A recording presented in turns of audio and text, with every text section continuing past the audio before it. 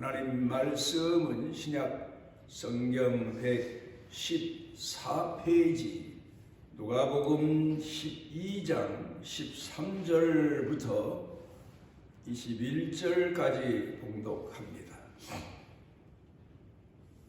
무리 중에 한 사람이 이르되 선생님, 내 형을 명하여 유산을 나와 나누게 하소서 하니 이르시되 이 사람아, 누가 나를 너희의 재판장이나 물건 나누는 자로 세웠느냐 하시고 그들에게 이르시되 삼가 모든 탐심을 물리치라.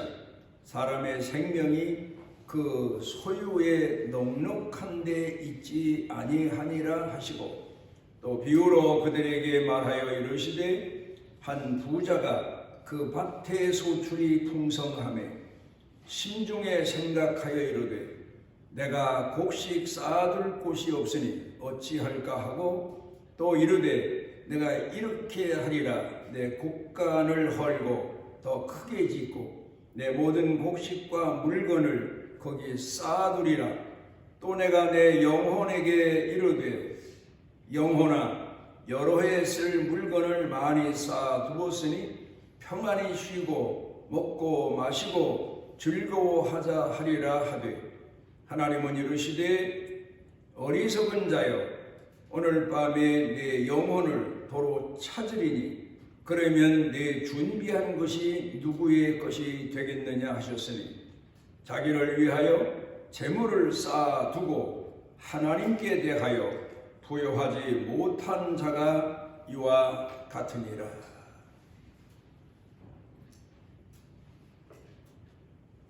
제가 꿈이긴 하지만 꿈속에서 옛 뱀이라고도 하고 사탄이라고도 하는 것과 싸움을 했습니다. 그 뱀이 나를 삼키려고 엄청난 큰 뱀이 나를 단번에 삼키려고 내 앞에 다가옵니다. 내가 평상시 아무리 큰 뱀을 봤다고 해도 그런 뱀은 본 적도 없고 또 있을 수도 없는 그런 아주 거대한 그런 뱀이 나를 삼키기 위해서 다가옵니다. 그러자 내가 그 뱀과 싸웁니다.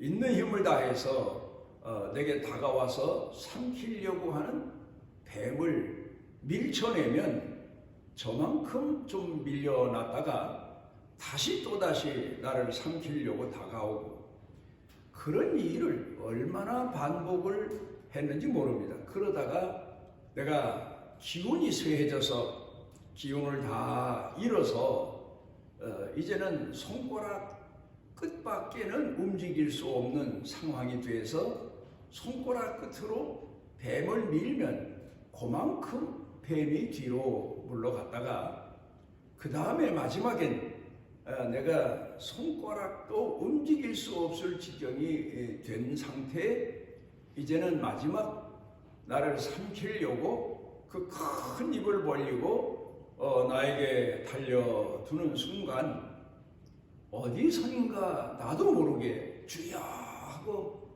크게 소리를 질렀더니 그 뱀이 그 소리에 놀라서 뒤로 나가 떨어지며 그 끝에 있는 먼 낭떠러지기로 땅 하고 떨어져서 제가 깜짝 놀라서 깨어난 적이 있습니다. 그 다음부터 생각을 해보니까 신앙생활을 하면서 나라는 존재가 어떤 존재인가도 알 수 있었고, 또 나를 구원하시는 하나님에 대해서도 알 수가 있게 됐고, 내 능력이 얼마만큼인가도 알게 됐고, 또 하나님의 능력이 어떠하신가도 알 수 있는 계기가 됐습니다. 그래서 목회하면서도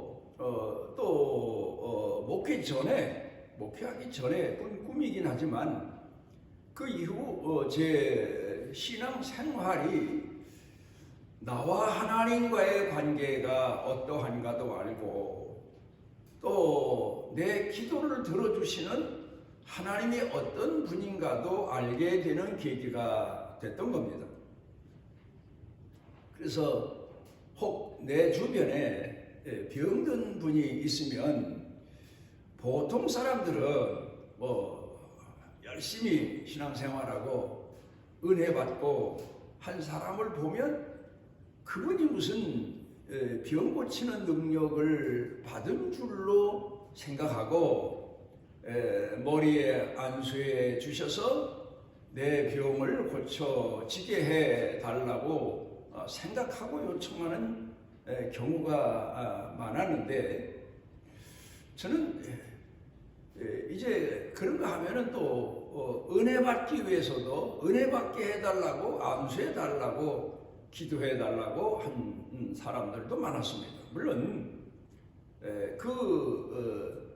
그런 종교적 행위가 하나의 위로가 되고 본인에게 더 하나님의 은혜를 갈망하는 계기도 되고 하나님의 사랑을 마음에 받아들이는 계기도 되긴 되지만, 그러나 제 자신의 신앙은 그런 사람들과는 좀 달리 남에게 안수받고 능력 받아서 신앙생활하고 지친 신앙에 힘을 얻고 그렇게 성장해 온 게 아니라, 내가 하나님 앞에 기도해서 하나님께서 내게 능력을 주시거나 내게 긍휼을 베푸시거나 하나님이 내게 은총을 주셔야만 내게 은혜가 되고 위로가 되고 내 삶에 큰 힘이 된다는 사실을 인식했던 겁니다. 그래서 주변에 있는 분들이 혹 병이 들어서 아픈 경우는 그분을 찾아가서 보통 한 3일 기도회를 작정하고 시작합니다.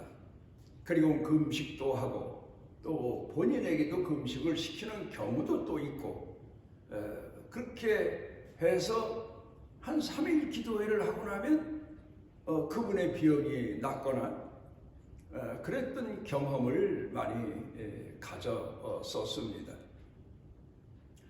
그러니까 제가 말씀드리고자 하는 것은, 하나님께서 모세를 들어서 이스라엘 백성들을 애굽에서 이끌어내시고 홍해 바다를 건너게 하시고 또 광야에 가서 40년 동안 사람들이 살 수 없다는 그곳에 이스라엘 백성들을 들여보내셔서 이스라엘 백성의 지도자가 하게 하셨는데, 중요한 거 하나가 있습니다. 하나님의 애굽에 10가지 재앙을 내리실 때도, 홍해 바다의 물을 가르실 때도, 또 이 마라의 쓴물을 달게 만드실 때도 모세가 하나님 앞에 부름받은 종이기 때문에 모세가 애굽에 10가지 재앙을 내리도록 주문을 했다든가, 홍해 바다를 하나님의 말씀 없이 자기가 스스로 가르겠다고 나섰다든가, 그런 적이 없다는 사실. 그러니까 사건이 있을 때마다 모세는 하나님 앞에 엎드려 기도한 것이 특징입니다. 자기는 무능한 존재이기 때문에 이스라엘 백성들의 지도자로 부름을 받긴 했지만 그 이스라엘 백성들을 구원할 만한 능력이 없었기 때문에, 그러면 그때 하나님께서 모세를 기도하게 하신 하나님께서 모세에게 지팡이를 들어라, 바다를 가리켜라, 그런가 하면은 지팡이로 반석을 쳐라, 그렇게 명령하셔서 기적이 일어나며 이스라엘 백성들을 이끌게 하셨던 겁니다. 그런가 하면은 광야에서 먹을 것이 부족할 때에도 하나님 앞에 기도할 때 하나님께서 모세에게 내일부터는 아침에는 만나, 또 내일부터는 저녁에는 메추라기, 즉 그런 응답을 주셨던 것을 우리가 깊이 생각을 해봐야 됩니다. 그런가 하면 에스더서 4장 6절에 보면 이스라엘 백성들이 포로로 잡혀가서 갖가지 학대를 겪다가 이스라엘 백성들의 신앙적인 지도자격인 모르도게가 왕의 신상 앞에 절하지 않은 사건도 있었고, 또 그런가 하면 왕이 총애하는 사람 앞에 굴복하지 않은 사건을 통해서 이스라엘 백성들이 그 모함에 빠져 다 죽게 된 사건이 있습니다. 그럴 때 모르도게가 왕후인 에스더에게 이스라엘 백성들을 구원할 만한 위치에 있는 사람이 너뿐이니까 내가 애를 써서 노력을 해서 이 위기에서 이스라엘 백성들을 구원해라. 그때 에스더가 모르도게에게 하는 말이 내가 그 일을 위해서 나서겠습니다. 그러나 나를 위해서 3일 동안 기도해 주십시오. 나도 기도하겠습니다. 그리고 나가겠습니다. 얼마나 귀한 내용인지 모르고 왕후의 위치에 있으면 이스라엘 백성들을 구원할 만한 위치에 있기는 있습니다. 그렇지만 그런 일이 내가 나서서 되는 게 아니고 하나님이 능력으로 함께 해 주실 때만 가능한 일입니다. 그렇게 고백을 했던 겁니다. 여러분, 오늘도 우리가 왜 기도해야 됩니까? 왜 하나님 앞에 간절한 마음으로 열심히 기도하도록 사도들도 그랬고 바울도 그랬고 우리 기독교 역사상 지금까지도 기도를 왜 가르쳐 줍니까? 왜 자꾸 요청합니까? 그건 바로 우리는 무익한 자요 하나님 앞에 물론 부름을 받고 세움을 받은 종이라 할지라도 우리는 죄인 중에 죄인 괴수이고 우리는 하나님 심판대에 설 수밖에 없는 사람들입니다. 부름 받아서 목사로 쓰임을 받든 교회 직분자로 쓰임을 받든 평신도로 오늘을 살고 있든 우리는 모두 다 죄인입니다. 그렇지만 하나님의 긍휼하신 은혜를 입어서 하나님 나라의 약속도 받게 됐고 오늘도 믿는 자로서 하나님의 은혜와 사랑 속에 살아가고 있습니다. 어떤 분들은 나는 하나님 앞에 부름받은 종이다 해서 마치 자기가 하나님의 전권대사인 것처럼 착각하고 하나님의 능력이, 예수님의 능력이 오늘도 자기 손끝에 있고 자기 입술에 있는 것으로 착각하고 그리고는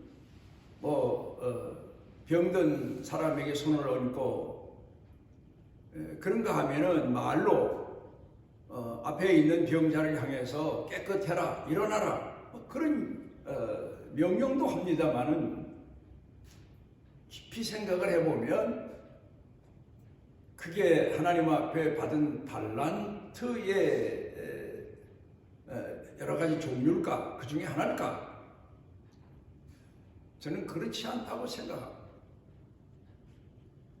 하나님 앞에 크게 들림받아 쓰여진 역사적인 인물들을 놓고 봐도 그들이 하나님 앞에 얼마나 기도했고 하나님이 그 기도를 들어주셨고 하나님의 신이 역사하셔서 그런 사건의 문제가 해결됐다는 사실을 우리는 잊어서는 안 돼요.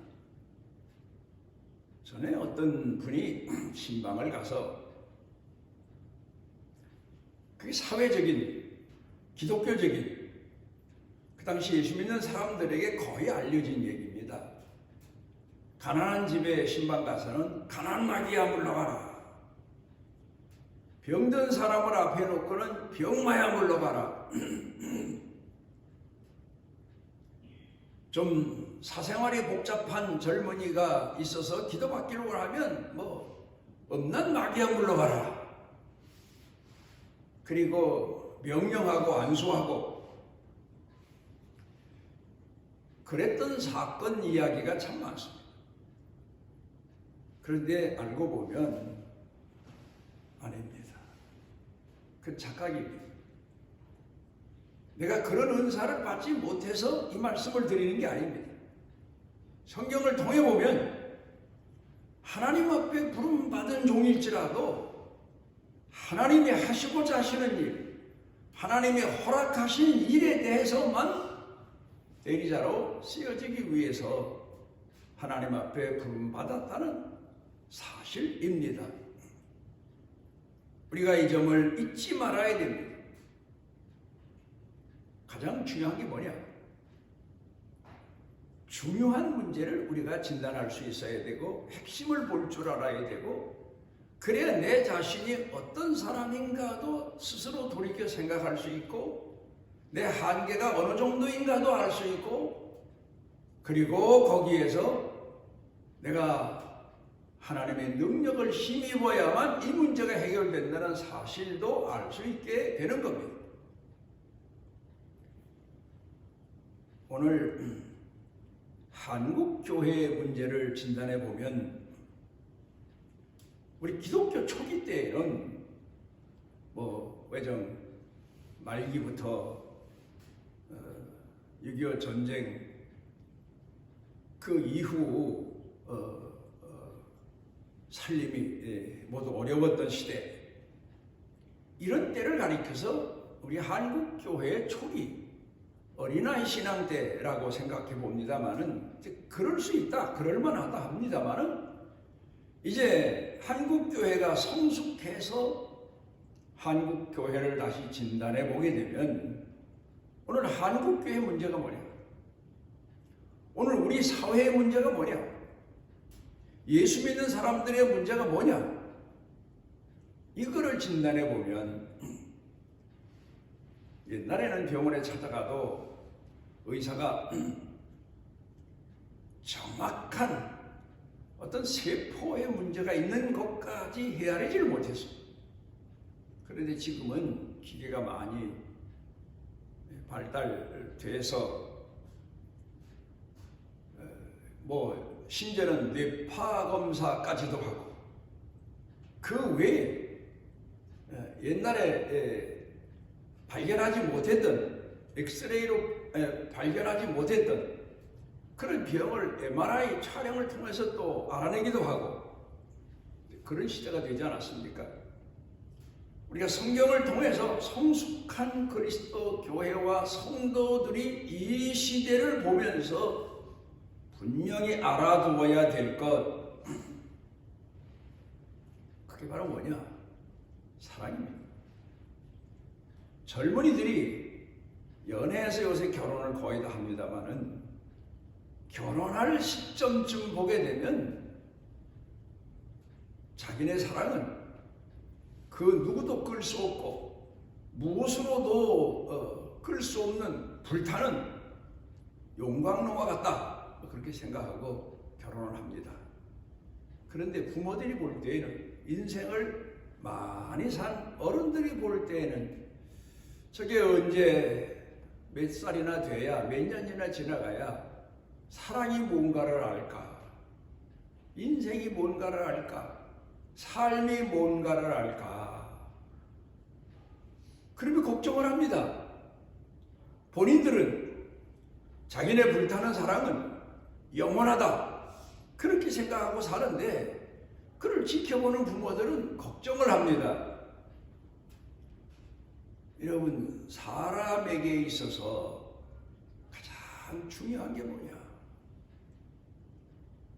또 사람에게 있어서 일평생 동안 자기 자신을 돌아봐야 될 문제를 우리는 심각하게 생각해 봐야 되는데 그게 뭐냐? 바로 사랑입니다. 살아가면서 보면 경제적인 문제도 있습니다.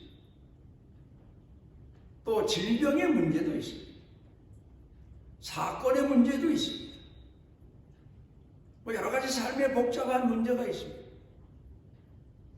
그것도 문제 아닌 건 아닙니다.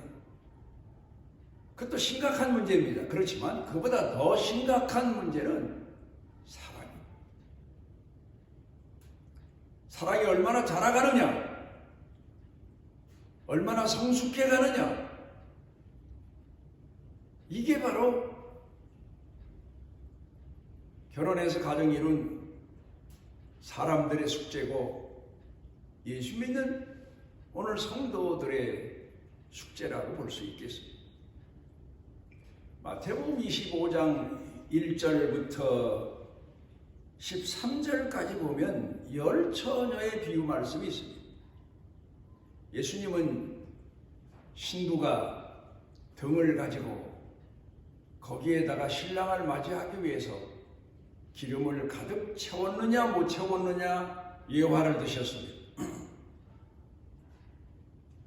여기서 기름이 뭡니까 도대체? 사랑입니다. 모든 조건을 다 갖췄어요. 뭐 신랑을 맞이하기 위해서 가장 신부다운 옷을 마련했겠죠. 거기다가 등까지 어두운 밤에 이스라엘 나라는 결혼식이 이루어지기 때문에 등을 밝히고 신랑을 맞이하러 나가는데 등까지도 마련을 했습니다. 그런데 중요한 건 불을 아무리 댕겨도 불이 오래 밝힐 수 없는 문제, 기름 문제입니다. 이게 뭘 말해주고 있느냐 예수님? 사랑입니다. 그렇잖아요. 다 조건을 갖추었는데도 현대인들의 문제는 사랑의 문제가 생긴 거예요. 둘이 열심히 살았어요. 그래서 살 만큼 됐어요. 사랑의 문제가 생긴 거예요. 우리 그리스도인들이 신앙생활 하면서 오래도록 신앙생활 하다 보니까 고난도 이기고 어려움도 이기고 극복하고 그러면서 신앙생활 했는데 몇십 년 후에 보니까 이게 하나님 사랑의 문제가 있고 내가 가족을 사랑하고 이웃을 사랑하는데 문제가 발생하는 거예요. 사랑의 문제. 그 다음에 마태복음 25장 14절부터 30절까지 예수님께서 달란트 비유를 말씀하십니다. 장사 비유입니다. 장사.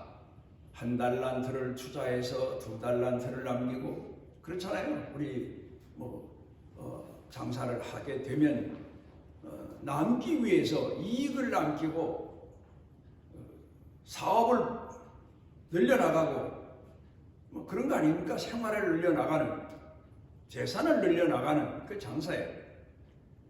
거기서 달란트의 비유 핵심이 뭡니까? 사랑입니다. 우리 예수 믿는 사람들은 예수님을 구주로 영접하고 구원받은 믿음을 가지고 신앙생활을 하면서부터 시작되는 게 사랑장사예요.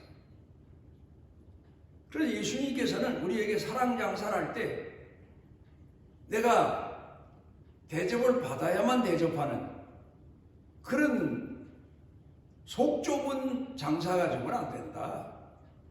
내가 먼저 사랑을 받고자 하는 대로 나를 사랑하지 않은 사람에게 사랑을 먼저 주어라. 계속 주어라.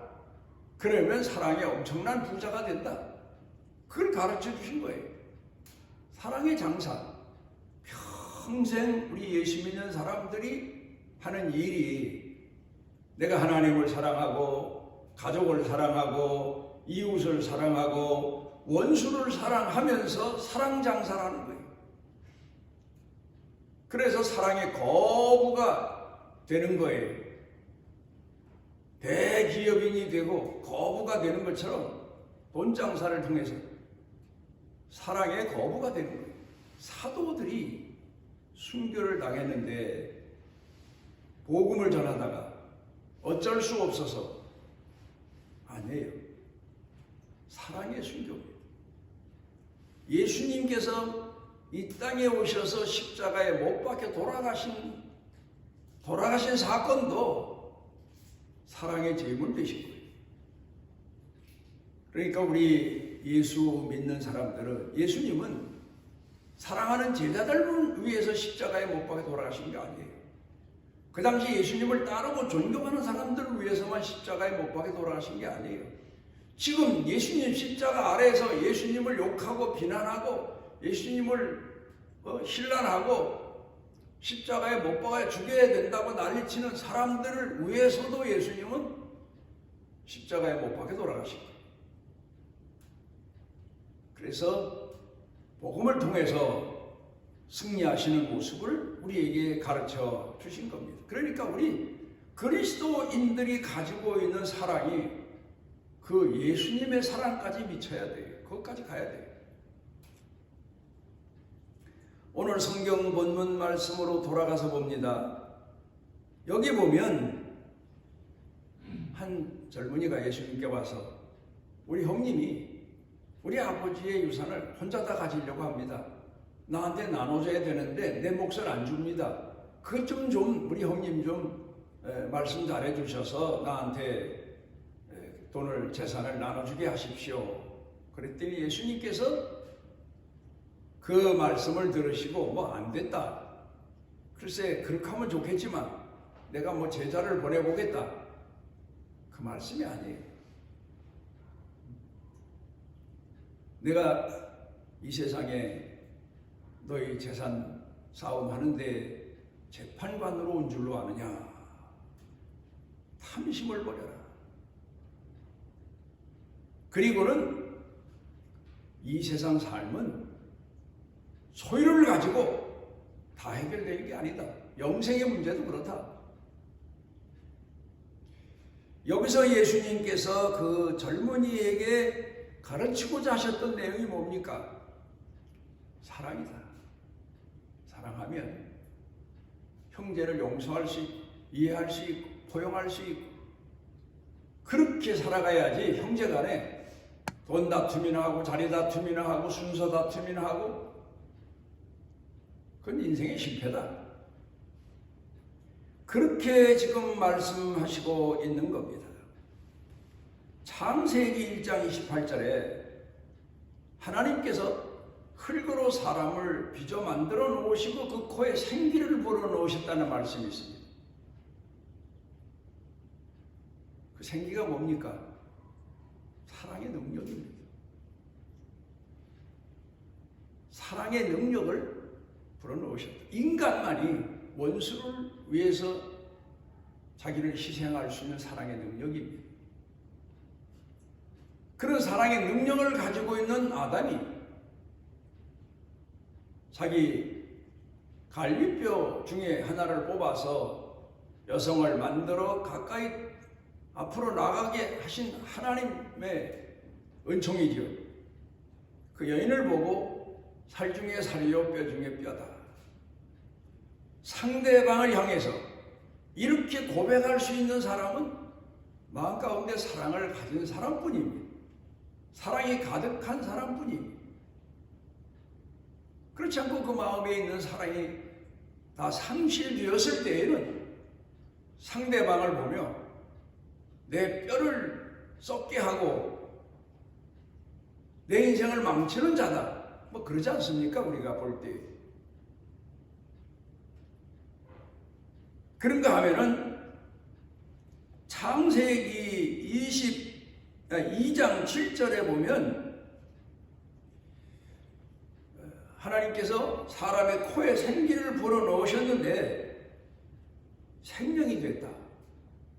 그건 무엇을 뜻하고 있는가 하면 하나님과 같은 사랑의 소유자가 됐다. 그런 의미를 담고 있습니다. 그리고 하나님께서 인간에게 창세기 1장 28절에서 생육하고 번성하라 그렇게 말씀하시는 내용은 사랑으로 충만해라. 사랑으로 충만하라. 그렇잖아요.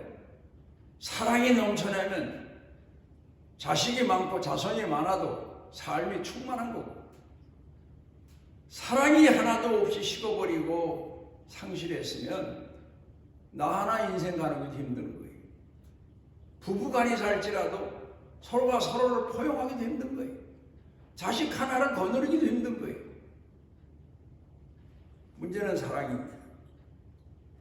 그러니까 오늘 성경 본문 말씀 가운데서 예수님께서 찾아온 청년에게 가르친 교훈이 내가 얻으려고 하는 게 뭐냐? 말하자면 경제적인 부요, 재산 아닙니까? 그렇지만 내가 모르고 있는 게 있다. 그게 바로 사랑이다. 내가 구해야 될 게 바로 그거다. 찾아야 될 게 그거다. 깨달아야 될 게 그거다. 그걸 가르쳐 교훈하시고 계십니다. 오늘 우리 그리스도인들, 기독교인들 지금까지 신앙생활 해오면서 몇 년을 예수 믿었던 이제 오늘 내 가슴 속에 정말 하나님 사랑이 나를 희생하면서까지 사랑할 수 있는 예수님처럼 말이에요. 원수를 위해서도 내가 기꺼이 대신 죗값을 치러주면서라도 죽을 수 있는 그런 사랑으로 성숙해 왔나? 모든 사람을 포용하고 하나님의 사랑을 닮아갈 수 있는 사람으로 살아왔나 하는 사실을 돌아봐야 돼요. 우리 한국 교회가 이 사실 앞에서 갖가지 모순, 어리석음, 그만을 떨쳐버리고 겸손히 낮아서서 회개운동이 일어나야 되고 우리 개인도 역시 마찬가지예요. 하나님 내 마음 가운데 사랑이 없습니다. 내 마음이 텅텅 비어 있습니다. 자, 등에 기름이 없다. 무슨 얘기입니까? 우물에 물이 없는 거예요. 그럼 사람들이 목말라서 저 아프리카 같은 데 보면 먹을 수 없는 물도 먹으러 달려가지 않아요? 그 물을 뜨러가지 않아요? 오늘 이 시대에 왜 한국교회 성도들이 이단으로 유혹을 받고 미혹을 받고 왜 스스로 열정을 내서 그곳으로 달려가는지를 사랑을 잃어버린 사랑을 상실한 교회와 지도자들과 성도들은 깨닫고 하나님 앞에서 회복의 기도가 회개가 있어야 될 겁니다. 기도하시오. 오늘 우리를 사랑하셔서 주 앞에 모아주시고 우리 자신을 돌아볼 수 있게 하시고 회개하게 하시고 기도하게 하신 우리 주 우리 아버지 하나님께 감사를 드립니다. 사랑을 회복하게 해 주옵소서. 사랑 잃어버림을 깨닫게 해 주옵소서. 내가 오늘 무엇을 찾고 무엇을 열망하는지를 돌이켜 회개하게 하여 주옵소서. 예수님 이름으로 기도드리옵나이다. 아멘. 하나님 여호와께서 그 날개 아래 보호를 받으러 온 내게 온전한 상 주시기를 원하노라. 우리를 죄에서 구속해 주셨을 뿐만 아니라 사랑을 가르쳐 주시는 우리 주 예수 그리스도의 무한하신 은혜와 우리를 품에 품으시고 영원토록 사랑하시는 아버지 하나님의 만극하신 사랑과 우리 속에 내재하셔서 깨닫게 하시고 돌이키게 하시고 회개하며 주의 자녀로 살아가도록 권고하시는 성령님의 능력의 은총이 사랑하는 자녀들 머리 위에 영육간에 사는 생활 중에 일터 경영 중에 온 가족, 온 교회 중에 넘치고 넘치도록 함께 하시기를 축원하옵나이다.